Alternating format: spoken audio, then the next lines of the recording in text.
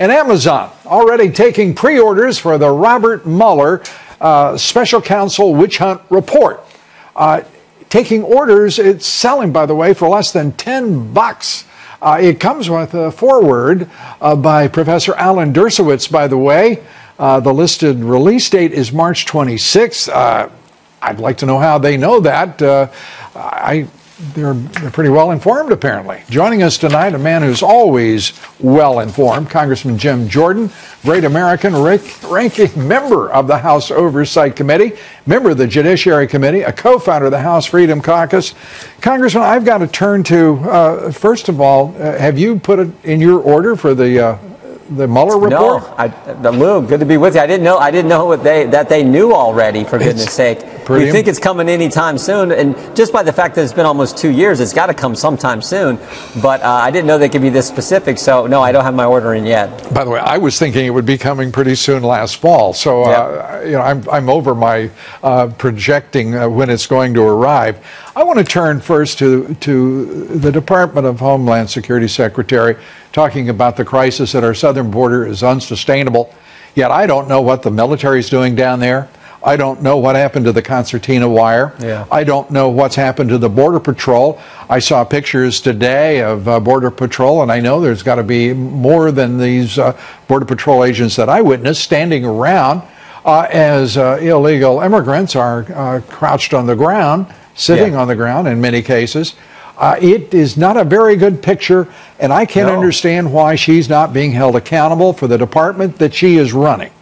And I can't understand why the United States Senate's going to vote for the emergency, vote against the president's emergency declaration. I would argue that the Republicans in particular who are going to vote against it are the same Republicans who didn't want to do it last Congress when we had a majority in when we controlled the House and the Senate. And this is most certainly an emergency. I think the New York Times reported yesterday 70-some thousand last month alone illegal crossings last month alone. So the two things that have to happen, and we've talked about this, and you've been great talking about this, two things that have to happen. Build the border security wall, reform our asylum laws. You have to stop the incentive, or we're going to have an endless caravan, because the incentive is always going to be there to get to this country, get inside this country, and then the catch and release policy because of our asylum laws.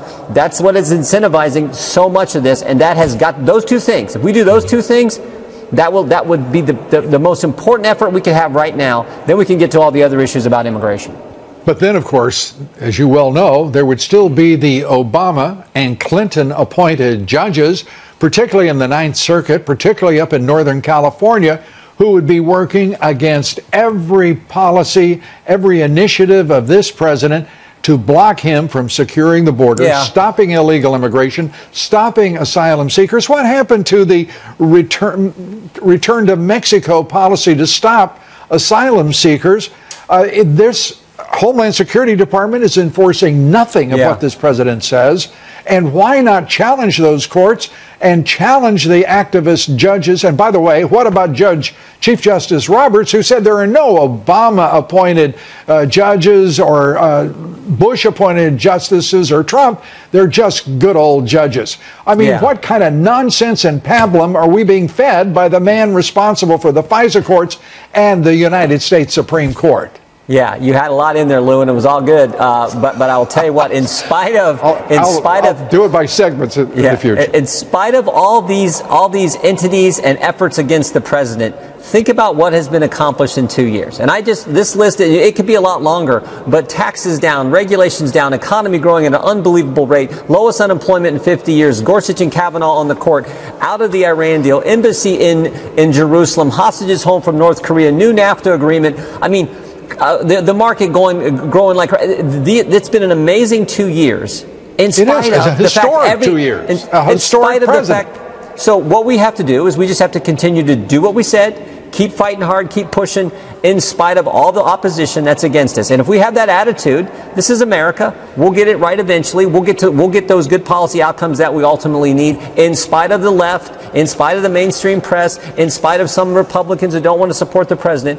We will get there, and that's the attitude the president has. That's the attitude them folks in the Freedom Caucus have. The Republicans in the House have. So we just got to keep that attitude and keep fighting away. Well, to quote a great legislator and great American, you put a lot in there. It was all good, and frankly, Congressman, I needed that. I am sitting here still boiling over what I saw this president contend with and advocate today in the White House, reversing his immensely successful, as I said, historic policies on the working man and woman in this country, the forgotten man, and to buy the bull that's been fed him by the likes of Tom Donahue and the other phonies that were sitting in the room with him. Now look what the president's up against. 81 different letters Jerry Nadler sent out 2 days ago to 60-some individuals. This is they're coming after the White House in every way they can. But of those 81 letters, 60-some individuals, it's interesting to me, the two individuals that they didn't send a letter to, the two most important in my judgment, Glenn Simpson, the guy who was paid by the Clinton campaign to put together the dossier, and Christopher Steele, the guy Glenn Simpson hired, a foreigner, to write the dossier that started this whole crazy ordeal. Those two didn't get a letter from Jerry Nadler, which shows what these guys are up to. The Mueller report is not going to say what they wanted. It's not going to, they put all their eggs in that basket. I don't think it's going to say what they wanted, which, you know, it's going to say there was no collusion, I think. And so they got to figure out something else. So they go on this fishing expedition, but they don't go after the two people to get information from the two most important people that started this whole thing. Congressman, I particularly enjoyed when you and I talk past each other. I'm talking illegal immigration and trade and the working man and woman and the middle class families. And you're talking truth, justice, and the American way. And I like that as well. I'm talking about you are the forces against this president, the forces against the American people. That's what we got to keep fighting against and make sure we get the right things done. Amen, brother. Thank you, Congressman. You bet, Lou. Take care. Take care. At the current pace, we are on track to encounter close to 1 million illegal aliens at our southern border this year. Our capacity is already severely restrained, but these increases will overwhelm the system entirely. This is not a manufactured crisis. This is truly an emergency. Homeland Security Secretary Kirstjen Nielsen making the case for the president's national emergency declaration after staggering new numbers on increased apprehensions at the border. But despite this, opposition to the president's move seems to be snowballing in the Senate. Joining us now, Senate Majority Whip John Thune. Senator, good morning to you. Thank you for coming on. Her testimony or hearing continues on Capitol Hill as we speak. She's going to continue to face questions, obviously on the emergency declaration, family separations at the border. A lot of tough questions going to be thrown the Secretary's way this morning.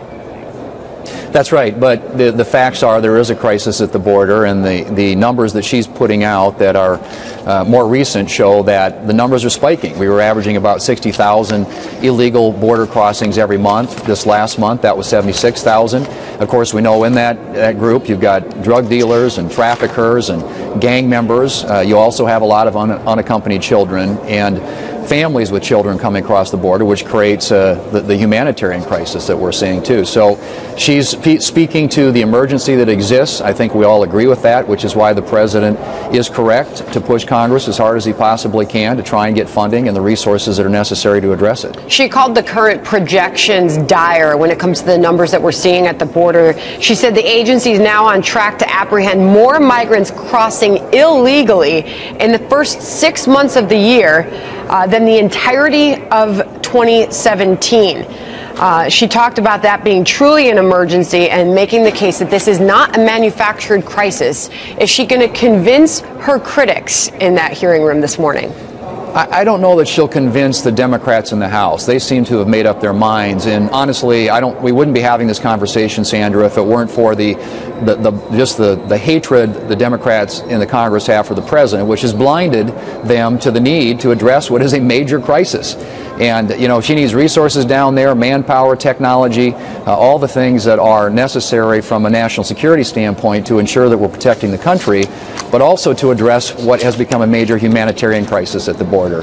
And so, like I said, the facts are there. The evidence is all there. She's just got an audience that is, I think, unfortunately blinded by the hatred they have for this president. So fair to say you still fully support the president in his move to declare a national emergency to secure the funding? We're going to vote on that here in the Senate. I, like a lot of my colleagues, have had questions. We're still asking those questions about it, but we think that he needs to get as many resources as he can. Congress has appropriated some money. There are some other funds that he can tap through reprogramming that enable him to address the crisis. The emergency declaration is the last resort, and we have, of course, a number of our senators who've expressed concerns about the precedent that sets for a future potential Democratic president. But nonetheless, everybody in the Senate agrees. I shouldn't say everybody, but every Republican in the Senate agrees that this is a crisis, that it needs to be addressed, and that the president needs resources to address it. Meanwhile, a lot of talk still about some of these big ideas being thrown out by members of Congress, Democrats, in the Medicare for All plan. Some cold water being thrown on that idea by an unlikely source. The House Democrats' new campaign chief talking about the Medicare for All plan, saying it's one idea and warning that its estimated $33 trillion price tag was, quote, a little scary. Interesting to hear that from him.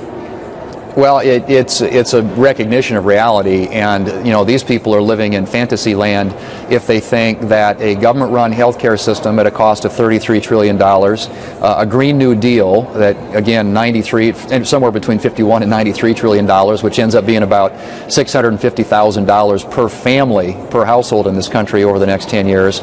These are all ideas that Democrats are advancing, and I think it demonstrates the hard left turn that their party has taken here in Congress and the socialist ideas that are now being advanced by their party. And I think that the American people, realize that this is something they're going to end up having to pay for, and when they realize that, they're going to think this is a really bad idea and that this Green New Deal is a really raw deal for them. Yeah, the estimates aren't there's not a really big range. I mean, all the estimates are $32 to $33 trillion. By the way, that was Sherry Bustos of Illinois, the chairwoman of the Democratic Congressional Campaign Committee. So that was her voice on that. I've only got a few seconds left, but this quickly seems like it's shaping up to be the 2020 target for Republicans, taking on ideas like that, along with some of the socialism ideas that we've seen thrown out by some of the newer members of Congress. Final thoughts, Senator. Right, absolutely. This is going to be a great contrast in 2020. This is a Democrat Party that's been co-opted by their hard left and which is putting forward ideas that are in direct contradiction with everything that this country is about. The freedom, the individualism, giving people more power and more authority to control their own lives and their own destinies, or having the government run it through central planning. And that's what the Democrats are advancing. Great to have you on this morning. Thank you, sir. Thanks, Sandra.